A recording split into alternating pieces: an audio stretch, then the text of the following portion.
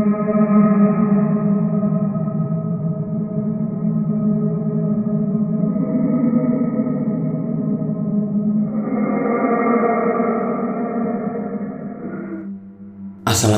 warahmatullahi wabarakatuh. Kembali lagi bersama kami, Saksi Misteri. Di video kali ini, saya akan melanjutkan kisah tentang pesugihan tali pocong part 2. Kisah ini diangkat dari seorang narasumber yang dimana nama dan tempat sudah kami samarkan agar menjaga dari hal yang tidak diinginkan di kemudian hari. Tapi sebelum masuk ke ceritanya, jangan lupa ambil posisi yang paling nyaman dan bunyikan tombol lonceng notifikasinya. Cerita part 2 pun dimulai.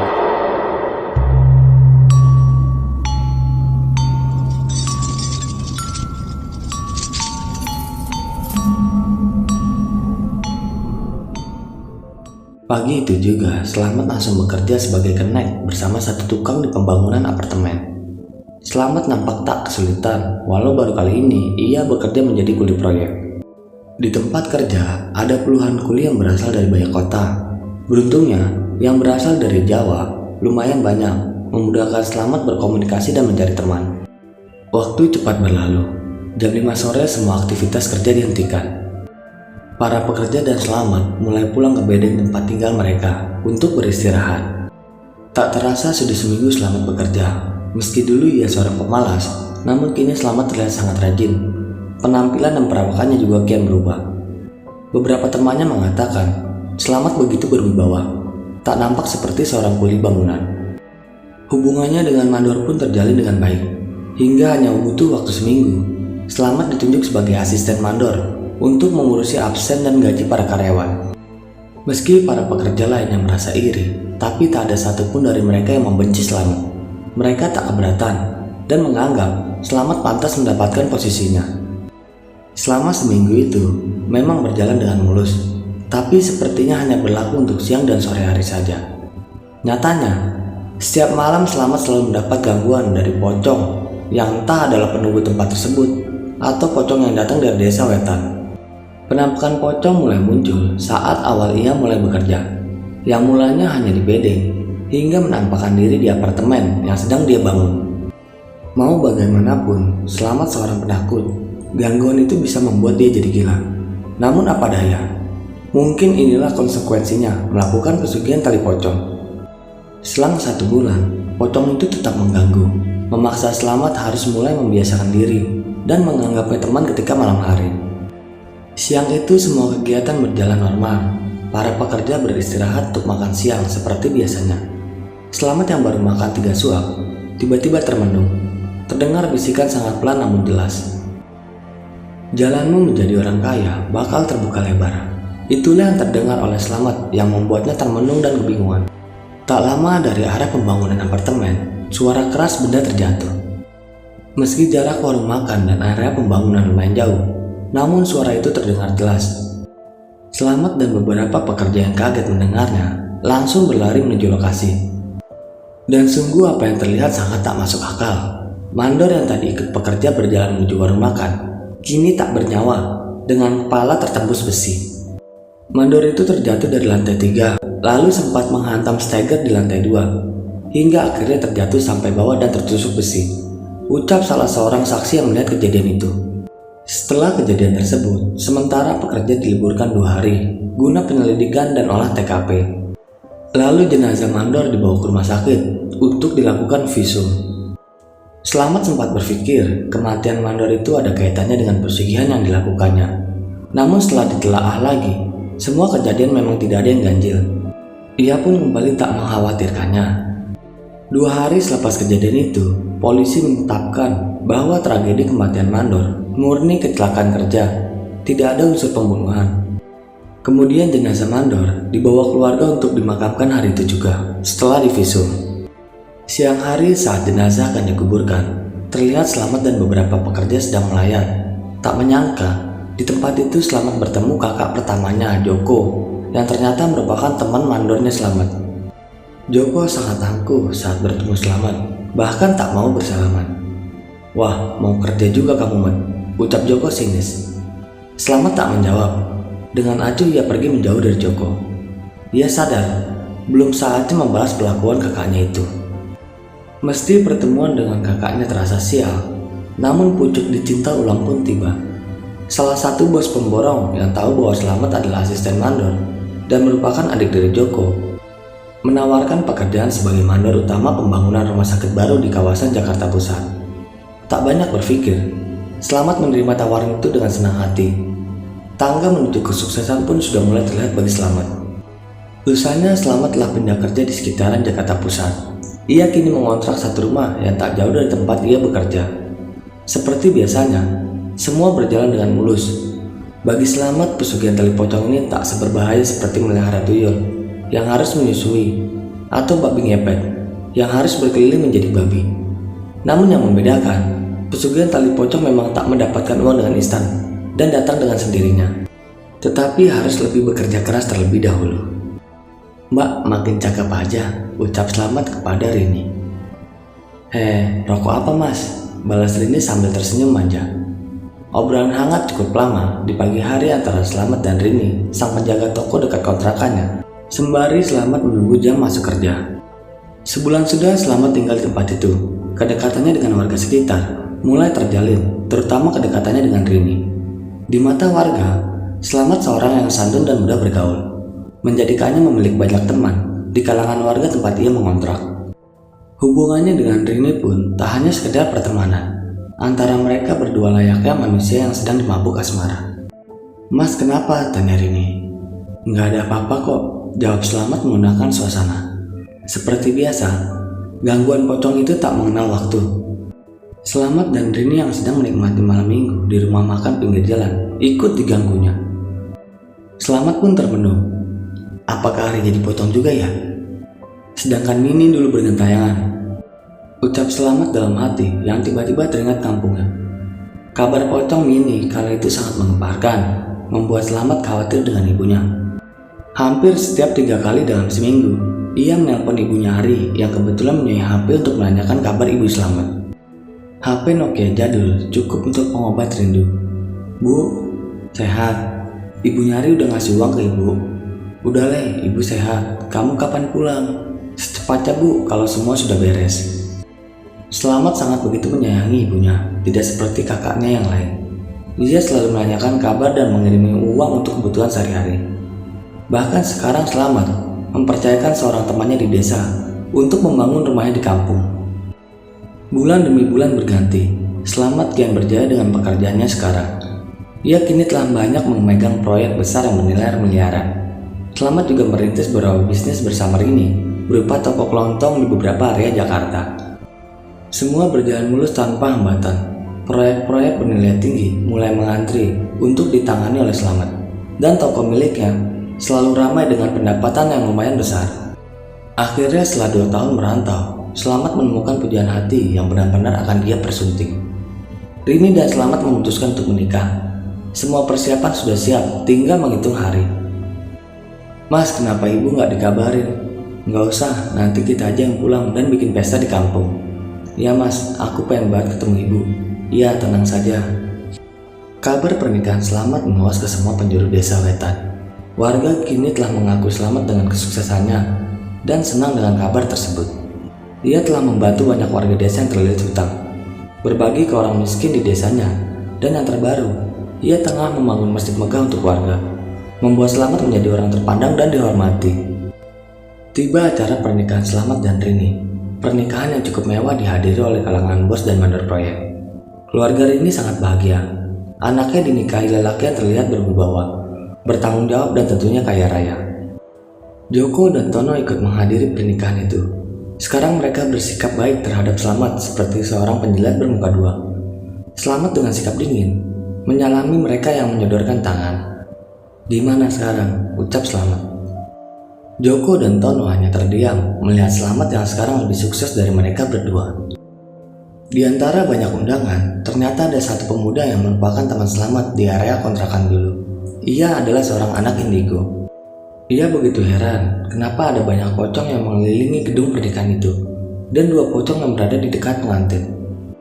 Namun pemuda itu tak bisa berkata banyak. Ia hanya berpikir gedung pernikahan itu memang angker. Setelah usai semua acara, undangan mulai sepi. satu persatu pergi meninggalkan gedung tersebut. Kini Slamet dan Rini akan tinggal di Kemayoran. Sebelum menikah, Slamet telah membeli lahan kosong dan mendirikan rumah. Rumah yang baru selesai dibuat siap ditinggali mereka berdua. Malamnya setelah sejenak beristirahat, mereka nampak bersiap untuk melakukan malam pertama. Malam indah akan dilewati. Cukup lama mereka pemanasan satu sama lain. Slamet yang sudah menyampai puncaknya mulai melakukan aksinya. Tetapi tiba-tiba Rini yang hanya setengah berpakaian tiba-tiba menjerit. "Mas!" teriakan Jani sembari menunjuk pintu kamar. "Ada apa sih?" balas Slamet lalu melihat pintu. "Pocong mas, pocong!" Rini sangat ketakutan. Ia baru pertama kali melihat makhluk halus berupa pocong yang ternyata begitu menyeramkan. "Sial, asu!" gumam Slamet dalam hati. Acara malam pertama itu pun gagal. Rini memeluk Slamet hingga ketiduran sampai esok hari. Di hari selanjutnya, kejadian seperti malam pertama masih terjadi hingga berlangsung 5 hari. Slamet hanya bisa mengelus dada. Sumpah serapah dalam hatinya mengutuk pocong yang selalu menggagalkan wik-wiknya. Hingga akhirnya, Slamet melakukan itu pada siang dan sore hari. Pekerjaan rumah sudah diurus pembantu, menjadikan mereka berdua bebas melakukan apapun tanpa memikirkan perihal pekerjaan rumah. 2 minggu setelah hari pernikahan, Slamet dan Rini akan mudik ke kampung halaman, Desa Watan. Di desa rencananya, mereka akan adakan acara syukuran pernikahan mereka. Berangkat dari Kemayoran jam 10 pagi bersama seorang supir pribadi. Akhirnya mobil itu sampai di Desa Etan, besok harinya jam 7 pagi. Nampak ibunya telah menunggu di depan rumah bersama beberapa tetangga. Sambutan hangat warga dan ibunya mengiringi kedatangan Slamet. Rini agak terkejut melihat ibu Slamet sudah begitu tua. Namun baginya tak masalah. Rumah Slamet juga terlihat paling bagus di antara para tetangga, membuat Rini tak menghiraukan tentang keluarga Slamet. "Mas Slamet pasti sangat dihormati di sini," ucap Rini dalam hati sembari melihat sekeliling. Silih berganti tetangga berdatangan memberikan ucapan selamat untuk Slamet dan Rini. Di tengah kerumunan warga, Slamet mengumumkan bahwa 2 hari lagi akan diadakan acara syukuran nikahan dan akan membagikan sembako kepada semua warga. Mendengar itu, semua yang ada di situ terlihat senang. Setelah pengumuman itu selesai, warga pun berbondong-bondong pulang, memberikan kesempatan tuan rumah untuk beristirahat. Semenjak teror pocong ini waktu itu, warga desa masih melakukan ronda meski kondisi 2 tahun terakhir desa aman-aman saja. Namun sekarang yang ronda hanya 4 orang dan bergiliran tiap malam. Malam itu sekitar jam 9, Slamet keluar mencari udara segar sambil membawa rokok dan cemilan untuk dibagikan ke orang yang sedang ronda. Pak Sugeng, Teguh, Aris, dan Anto terlihat ada di pos ronda. Lalu Slamet menghampiri dan ikut mengobrol. Obrolan tentang pocong mini menjadi topik utama malam itu. Teguh yang tahu persis awal kemunculan pocong mini menceritakan dengan detail. Suasana jangkrik dan hembusan angin yang lumayan kencang membawa suasana mencekam ketika kalimat per kalimat tentang teror pocong diceritakan. Sebenarnya Slamet telah melihat keberadaan pocong di sekitar pos ronda, namun ia enggan berbicara. Takut membuat orang yang sedang ronda. Sesekali Slamet melihat sekeliling memastikan bahwa di antara pocong tersebut tidak ada pocong berwajah harimau. Meski sering melihat pocong, tetap saja Slamet masih merasa takut, apalagi beberapa pocong memiliki wajah yang hancur. Tak terasa waktu sudah menunjukkan jam 1 malam. Slamet berpamitan untuk pulang karena kasihan jika Rini harus tidur sendiri. Ia juga meninggalkan uang untuk diberikan ke yang ronda besok guna membeli rokok dan cemilan. Di sepanjang perjalanan pulang, tepat dan masih lumayan rimbunan akan pepohonan, Slamet berjalan pelan. Meski dulu ia sering berjalan di area ini, namun sekarang berbeda. Sepinya desa tetap sama, yang membedakan kini ia dikelilingi pocong yang nampak mengawasi. Dari belakang ada beberapa yang terbang rendah mengikuti Slamet. Ada yang terbang seliweran di antara rumah dan pepohonan. Ada pula yang terbang membelakangi Slamet. Singkat cerita, tibalah di hari syukuran Slamet.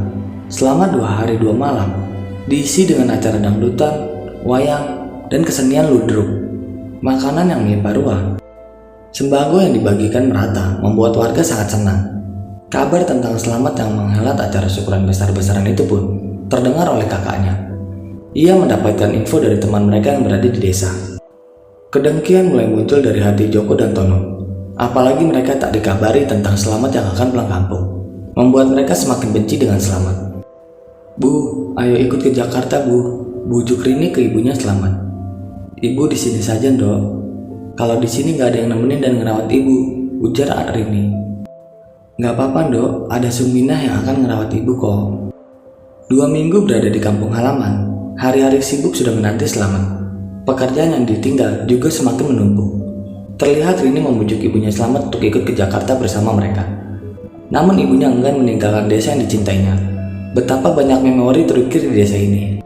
"Ya udah, nggak apa-apa sayang, biar ibu di sini saja.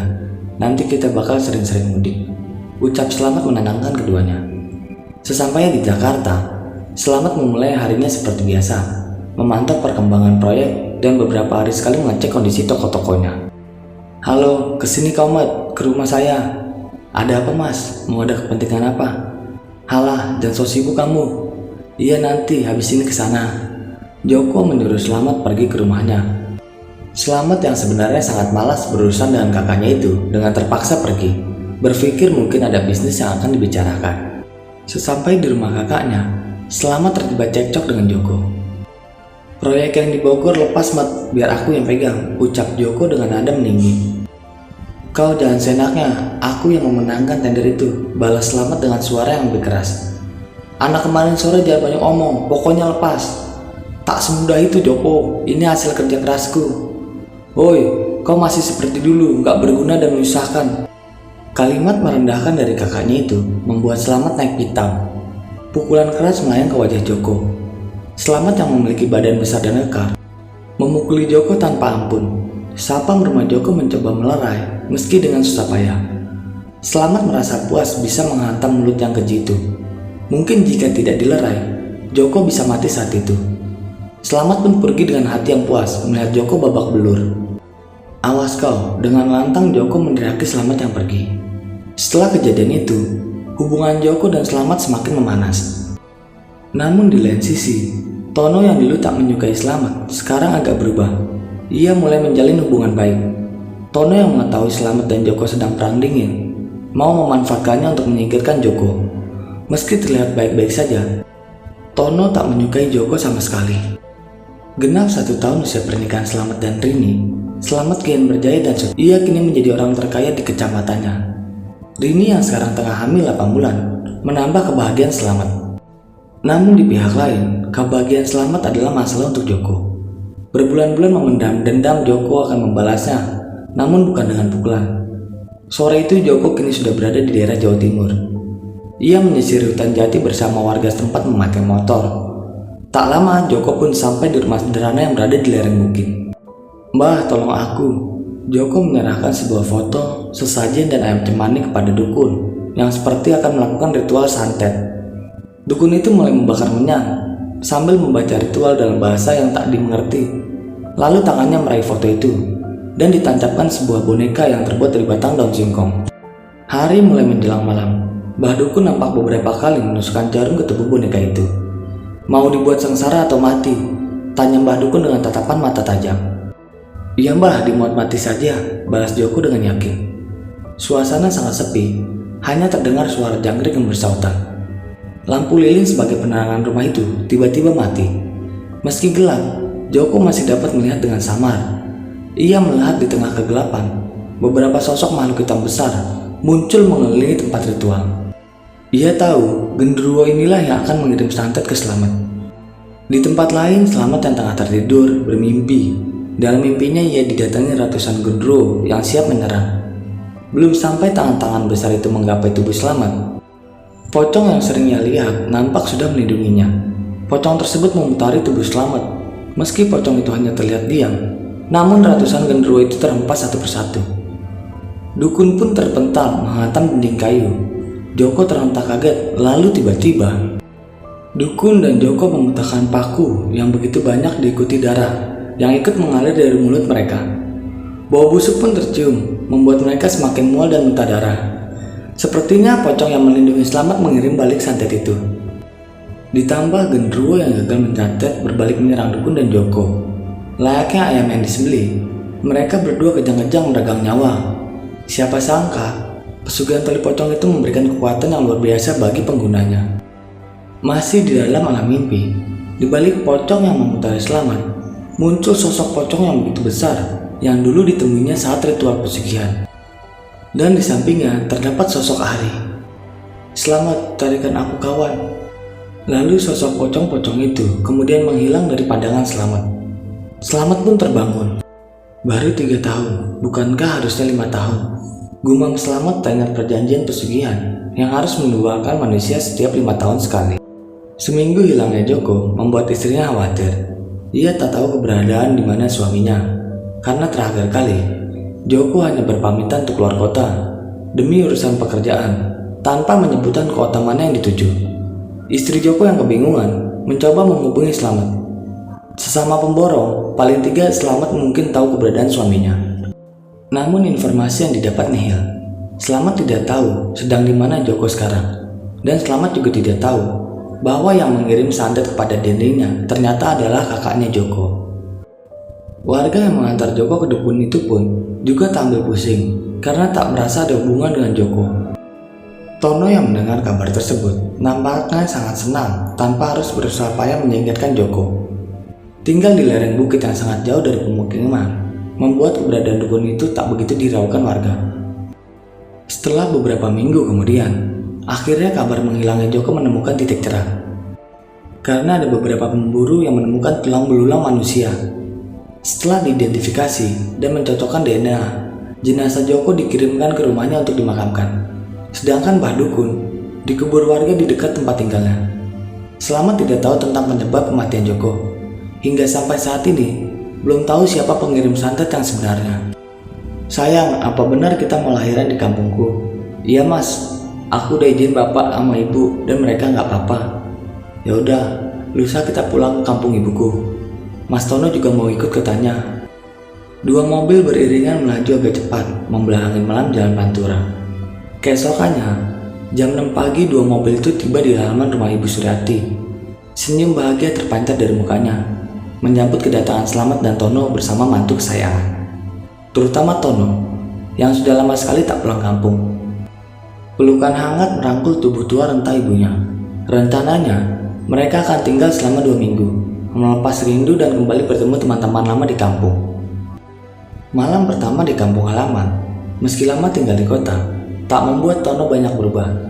Ia menyapa semua yang dikenalnya dan melihat mengobrol dengan teman sebaya dulu.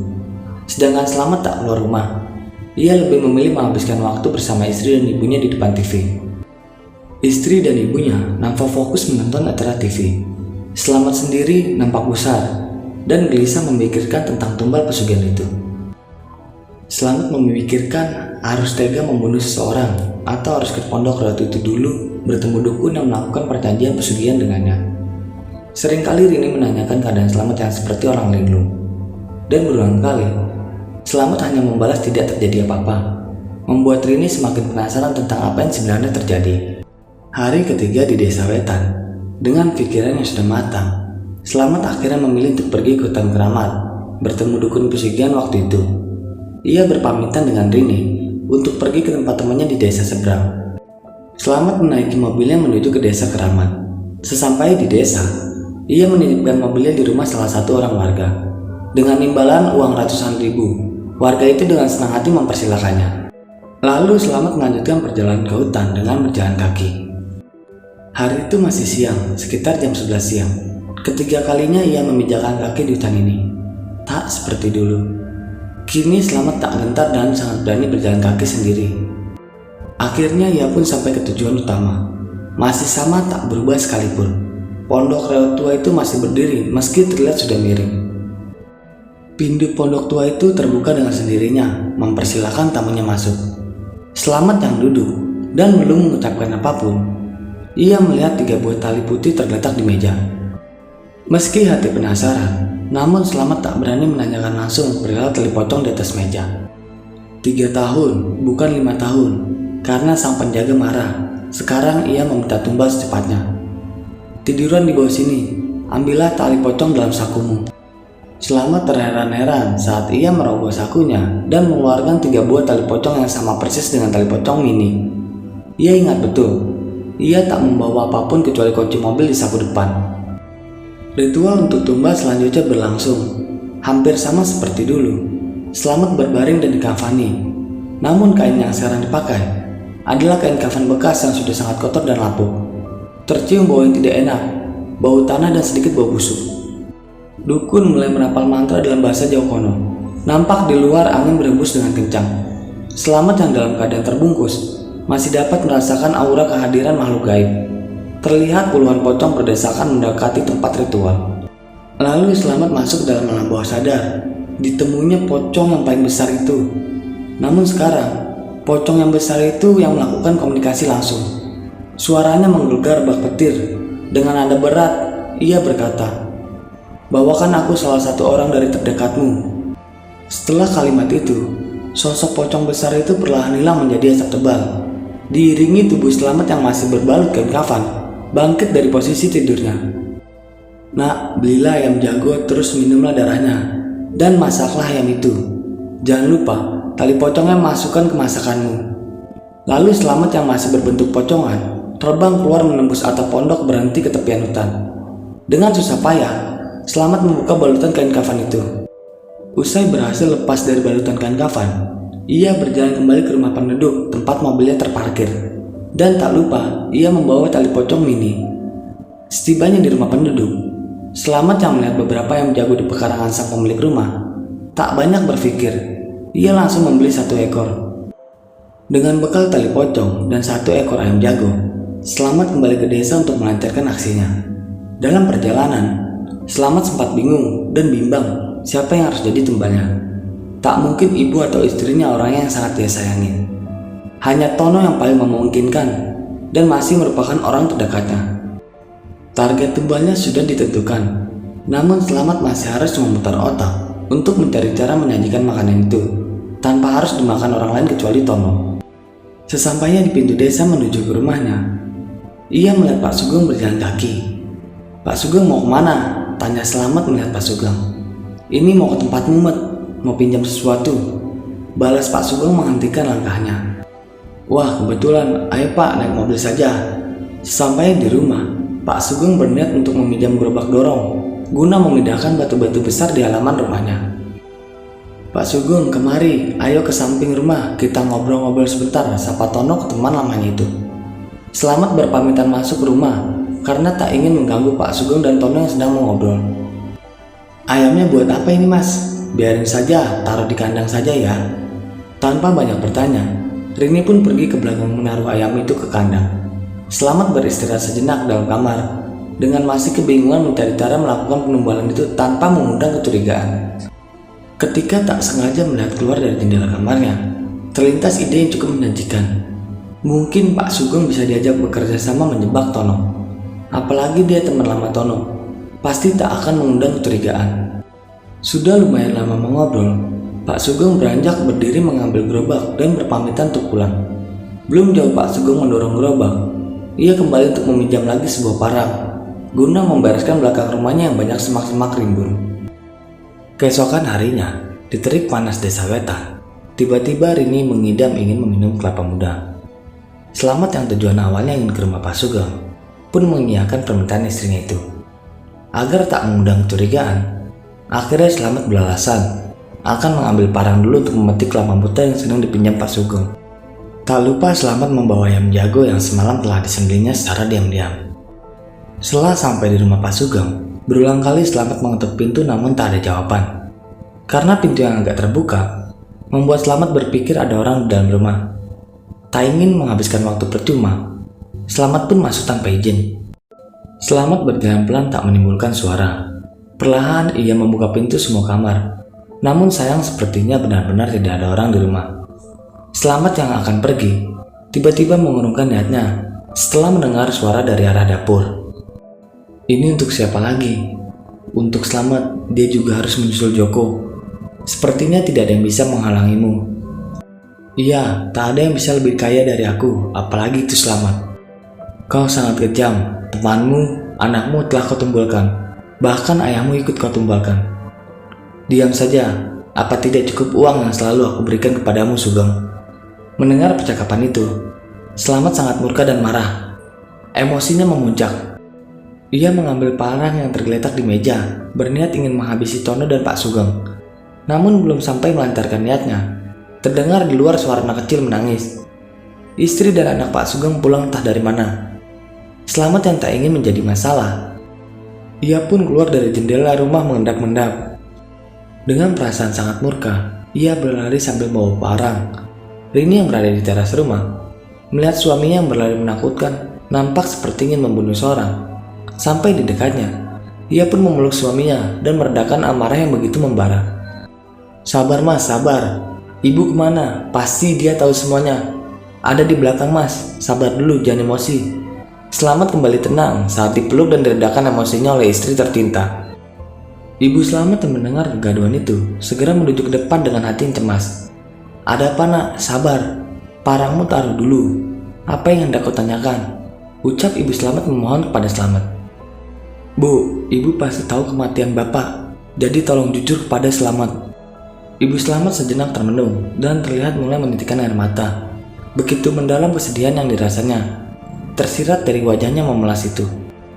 "Ibu akan ceritakan semuanya, tapi kita harus pergi ke tempat lain, jangan di sini. Takut istrinya Tono mendengar." Mereka bertiga pun akhirnya menaiki mobil menuju ke sebuah gubuk pinggir sawah milik Slamet yang dulu sudah dibelinya. Sedangkan istri Tono sejak dari tadi tidur sangat lelap di kamar, dan sepertinya ia tak mendengar kegaduhan yang sempat terjadi. Slamet memohon kepada Rini untuk menunggu di mobil. Ia tak ingin terjadi apa-apa dengan istrinya yang sedang hamil. Ia takut jika cerita itu akan membuat shock Rini dan mengganggu kehamilannya. Rini hanya bisa menurut dengan perasaan agak cemas. "Sudah, ibu cerita dengan jujur," perintah tegas Slamet kepada wanita yang telah melahirkannya. Ibu Slamet tersentuh-sentuh menahan kesedihannya. Dengan pelan ia mulai bercerita tentang rahasia yang sudah 10 tahun ia pendam dalam-dalam. 10 tahun yang lalu, sebelum bapak meninggal, semua terlihat baik-baik saja. Tono pulang bersama istri dan anaknya. Ibu sangat tenang kala itu. Tapi berbeda dengan bapakmu. Ia nampak tidak terlalu suka oleh kedatangan Tono. Awalnya ibu tidak tahu apa yang sebenarnya terjadi. Hingga akhirnya, pada malam sebelum meninggalnya bapakmu, beliau bercerita yang sesungguhnya, bahwa ternyata Tono telah bersekutu dengan setan terkutuk melalui pesugihan. Slamet seketika shock mendengar fakta itu. Begitu menjijikannya dia karena sama-sama sudah melakukan pesugihan. Rini menunggu mertua dan suaminya mengobrol sampai tertidur di mobil. Dengan pintu terbuka, tak membuat Rini bisa mendengar obrolan itu karena jarak gubuk yang mobil yang menjauh. Di rumah Pak Sugeng, terlihat masakan yang buat Tono sudah siap. Tono juga sudah mempersiapkan rencana untuk menjebak Slamet agar memakan masakannya itu. Lalu sebelum ia pergi, Tono memberikan sebuah amplop berisikan uang untuk Pak Sugeng agar tutup mulut. Menjelang sore, setelah tangis dan kesedihan mereda, mereka pulang dengan tetap membiarkan Rini tertidur. Slamet kini berambisi untuk menuntut balas kematian bapaknya. Ia kini lupa tentang tumbal pesugihan yang harus segera dilakukan. Di dalam mobil, ibunya berulang kali memohon kepada Slamet untuk tidak membalas perbuatan Tono di masa lalu. Meski perbuatan yang dilakukan Tono sangat keji, tetap saja ibunya Slamet tak tega melihat kedua saudara itu saling melukai. Namun tak semudah itu bagi Slamet. Ia juga tahu bahwa tumbal Tono selanjutnya pasti dirinya, karena tumbal harus kalangan orang terdekat. Setibanya di rumah, Slamet tak langsung masuk. Ia sudah merencanakan sesuatu terhadap Tono. Diambillah parang yang tadi tergeletak di samping rumah. Lalu ia menyelipkannya di sela ban cadangan yang tergantung pada mobil bagian belakang Tono. Seperti dugaan Slamet, malamnya Tono mengajak Slamet untuk makan di warung makan milik temannya. Ia beralibi bahwa Tono ingin menjajal menu khas ayam gulai di warung makan tersebut. Slamet menuruti ajakan kakaknya itu. Di sepanjang perjalanan, emosi Slamet kembali memuncak melihat tampang Tono yang seperti tak berdosa. Dendam kesuma sudah tiba saatnya untuk diluapkan. Hingga memasuki jalanan sepi di pinggir hutan. "Mas, tolong berhenti sebentar, aku mau buang air kecil." Mereka berhenti di bahu jalan. Slamet kemudian keluar, dan Tono pun ikut keluar, ingin membakar sebuah rokok. Diam-diam Slamet mengambil parang yang disembunyikannya sambil melihat situasi sekeliling. Dirasa sepi, lalu Slamet perlahan mendekat, dan tanpa aba-aba ia langsung mengayunkan parang itu ke leher Tono. Tono pun jatuh tersungkur lalu meninggal di tempat. Slamet lalu meninggalkan tubuh yang tak bernyawa itu begitu saja. Kemudian pulang menaiki mobil dengan tubuh masih bersimbah darah. "Slamet, Mas Tono kemana? Kamu kenapa berlumuran darah?" tanya istri Tono yang panik melihat Slamet berlumuran darah. "Dia sudah meninggal, Mbak," ucap Slamet menyeringai dan tertawa. Rini dan ibunya tak percaya Slamet tega membunuh kakak sendiri. Isak tangis mulai pecah dari ketiga wanita di rumah itu. Slamet sendiri hanya termenung dan terdiam dengan tatapan kosong. Isak tangis semakin terdengar keras saat jenazah Tono tiba-tiba dibawa masyarakat yang menemukannya di bahu jalan. Melihat Slamet yang diam saja, istri Tono mendekat dan memukul Slamet berkali-kali. Namun Slamet tak bergeming dan tetap diam. Rini dan ibunya Slamet kemudian meraih dan merangkul istri Tono dan coba menenangkannya. Tak ada warga yang melaporkan kejadian itu, seakan mereka tak mau ikut campur dengan urusan keluarga Slamet. Lalu sesuai permintaan istri Tono, jenazah Tono dikuburkan di desa Wetan, tempat kelahirannya. Ibunya Slamet meminta istri Tono dan anaknya untuk tetap di rumah ini sementara waktu, karena melihat istri Tono yang begitu terpukul dan trauma sangat mendalam, membuatnya tak tega jika mereka harus kembali ke kota. Seminggu setelah kejadian itu, rumah Slamet masih dalam keadaan berkabung. Ditambah tiap malam, istri Tono yang selalu menangis membuat suasana rumah semakin tidak enak. Anak Tono yang masih berusia 6 tahun sekarang dirawat oleh Rini. Sementara istri Tono kian hari makin terlihat seperti terkena gangguan jiwa. Ibunya Slamet pun harus ikhlas dan bersabar menerima keadaan menantunya dan mencoba merawatnya seperti anak sendiri. "Bu, tolong Bu, Rini, tolong Rini, ada pocong besar." Malam itu di dalam tidurnya, Slamet terus mengigau ketakutan. Ia berteriak layaknya sedang dikejar sesuatu yang menakutkan, membuat Rini dan ibunya Slamet sangat khawatir. Mereka mencoba menanyakan hal itu kepada Pak Ustadz, namun Pak Ustadz hanya bisa menafsirkan itu adalah mimpi atau mungkin di rumah itu ada hal gaib yang bersembunyi. Mereka diminta Pak Ustadz untuk banyak berdoa memohon ampun dan pertolongan Allah. Semenjak itu, Rini dan ibunya Slamet selalu mengisi hari mereka untuk beribadah. Bukannya berhenti, kini Slamet sudah seperti orang gila yang ketakutan. Tiap malam teriakannya selalu menggema, membuat seisi rumah tidak bisa tidur. Bahkan beberapa hari terakhir, gangguan itu bukan berupa mimpi lagi. Saat seisi rumah sedang terjaga, hal mengejutkan pun mengagetkan mereka. Terlihat dari jendela, puluhan pocong berada di sekeliling rumah. Anak Tono sedari tadi menangis tidak ada henti melihat penampakan yang mengerikan itu. Lalu Rini dan ibunya Slamet tak hentinya beristighfar. Slamet yang terus berteriak ketakutan membuat malam itu makin malam makin mencekam. Tak ada seorang pun yang tidur di malam itu hingga pagi. Pagi harinya, ibunya Slamet berjalan tergopoh-gopoh sambil menahan kantuk menuju ke rumah Pak Ustadz. "Pak Ustadz, tolong, tolong!" teriak ibunya Slamet yang mulai memasuki halaman rumah Pak Ustadz. "Ada apa Bu? Pelan-pelan. Tadi malam banyak pocong yang mengelilingi rumah saya. Kami ketakutan. Mau meminta tolong ke tetangga tak bisa. Pocong itu sangat menakutkan. Ayo Ibu Siarti, kita kembali ke rumah Ibu," pinta Pak Ustadz sambil menutup bahu Ibu Slamet mencoba menenangkannya. "Ada apa dengan Slamet Pak Ustadz? Ia seperti orang mati tak bergerak. Tadi malam ia terus berteriak, tapi paginya Slamet diam tak bergerak."